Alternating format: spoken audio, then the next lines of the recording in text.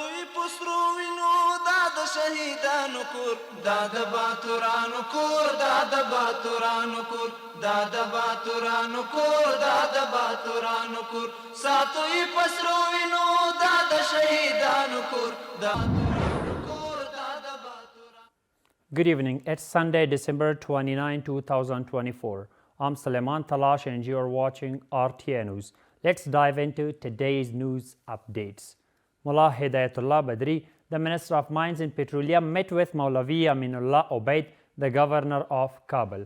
According to the Ministry of Mines and Petroleum, in this meeting, various issues were discussed and exchanged, including attracting investors, effective management of mineral resources, and preventing smuggling and illegal mining. The World Food Programme has described Afghanistan's saffron as the world's red gold and said it supports farmers in this sector. Meanwhile, the Ministry of Agriculture, Irrigation and Livestock says in 1403, more than 9,000 hectares of land were planted with saffron in the country, with 40 tons of saffron harvested. Let's see more details in this report. On Sunday, the World Food Programme issued a statement on its X page introducing Afghanistan's saffron as the world's red gold, saying that it would support the crop by distributing seeds to farmers in Afghanistan. Saffron cultivation is not only a source of income, but also a way to feed families and create sustainable jobs in this country. Meanwhile, the Ministry of Agriculture, Irrigation and Livestock says that in 1403, 9,500 hectares of land were cultivated with saffron in the country, of which 40 tons of saffron were obtained. The country's saffron production shows an increase compared to last year. In 1403, the area under saffron cultivation in the country's 30 provinces reached 9,500 hectares, up from 8,304 hectares in the 1402. A total of approximately 40 metric tons of saffron was harvested from these fields.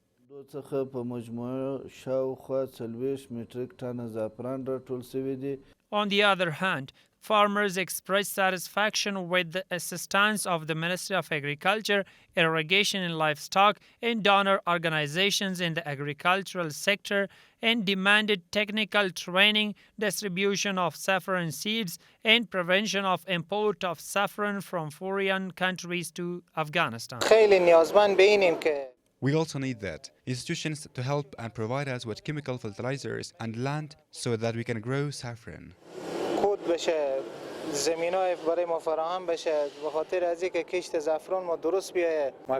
If we have a supporter, the level of saffron cultivation will increase and we will be able to export more saffron to the world.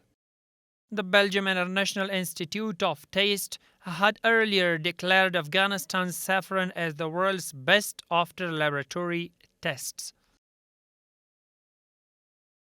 Mullah Hidayatullah Badri, the Minister of Mines and Petroleum, met with elders and influential people of the Shahr-e-Buzurg district of Badakhshan province.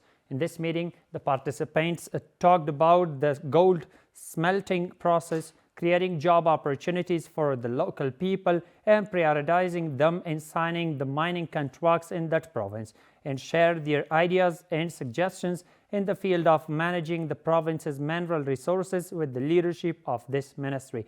The Minister of Mines and Petroleum assured that the mentioned problems would be addressed considering the existing facilities.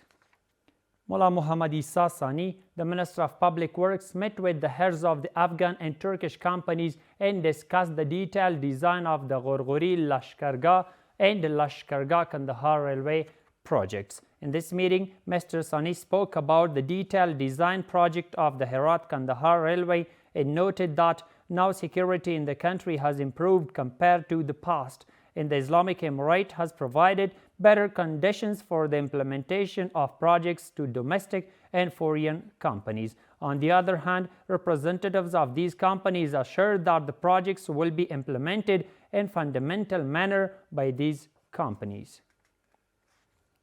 The National Statistics and Information Authority says that there has been a 9.6% increase in rice production in the current year compared to the previous year. Officials from the authority said in a press release that 438 metric tons of rice have been produced in 17 provinces of the country. At the same time, the Ministry of Agriculture, Irrigation and Livestock cites the continuous support and guidance provided to farmers and the reason for the increase in rice production. Let's see more in this report. The National Statistics and Information Authority in a press release reports a 438 metric tons of rice production in 17 provinces of the country, which is an increase of 9.6% compared to the previous year. The National Statistics and Information Authority has conducted a rice survey in 17 provinces of the country this year, based on which 438,000 metric tons of rice have been produced across the country.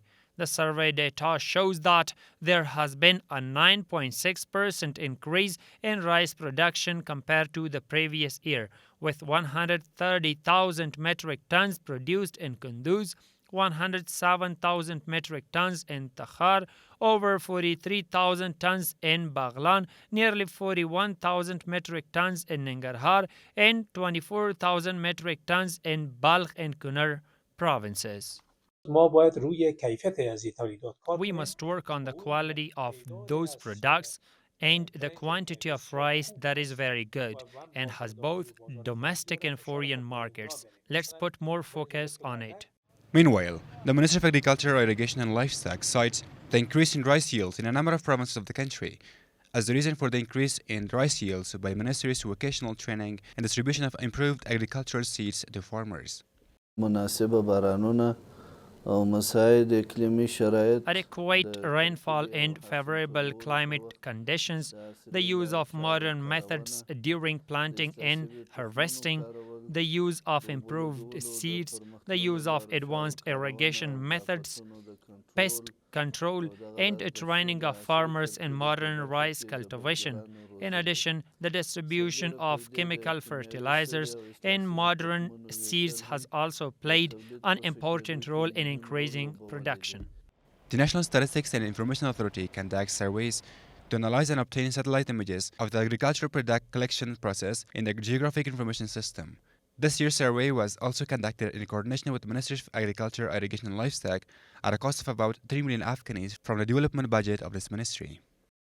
Dr. Abdul Bari Umar, the Chief Executive Officer of the Afghanistan Electricity Company, met with officials of the Turkish 77 construction company and discussed the 50-megawatt wind power generation project in Herat province. In this meeting, the two sides also discussed and exchanged views on the possibilities of wind power generation, technical aspects of the project, costs related to the project, and other aspects.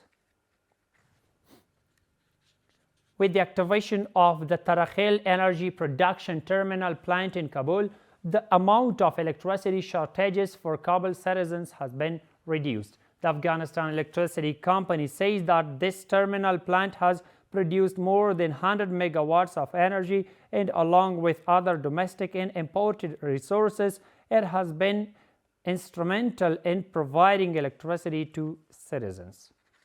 The Ministry of Higher Education says that the renovation and expansion of a mosque at Kabul University, which was started for 480,000 Afghanis, has been completed. According to the Ministry of Higher Education, the construction and renovation of the dormitory and cafeteria of the Logar Higher Education Institute have begun for 23 million Afghanis from the regular budget. The news adds that the scientific magazines Mandigak and Naranj of Kandahar University have been published, with 14 scientific and research articles published in Mandigak and 14 medical and research articles in Naranj magazine. The Ministry of Refugees and Repatriation Affairs and the Khordad OWH, PRB, and WHH organizations have signed cooperation agreements worth $9,484,000 US. The Ministry of Refugees and Repatriation Affairs says that through these agreements, these organizations will provide cash and food assistance to 13,610 returnee families in Kabul, Balkh, Jawzjan, Saripol, and Kunduz provinces. The Kabul Municipality's Department of Works, Maintenance and Care is currently working on the remaining part of the Kabul Northwest connecting road to prepare the ground for the main construction of the road. The road is 7,645 meters long and 30 meters wide in 2 lanes from Zakirain Township, Khairkhane Kotal to Qargha Road, of which 7 kilometers have been asphalted so far. With the construction of the road, traffic congestion in the north and west of Kabul will significantly reduce, and the distance for the compatriots traveling from north to west and from west to north will be shortened. And the final one is that after conducting a survey, the Disaster Management Directorate of Baghlan Province, with financial support from the King Salman Humanitarian Aid and Relief Foundation, distributed non-food items to 332 families affected by floods in the province's central Baghlan and Doshi districts in Puli City. The National Disaster Management Directorate also assisted in Logar and Kunar provinces. And that's all for tonight. Stay with us to stay updated. Thank you so much for watching. Have a good night.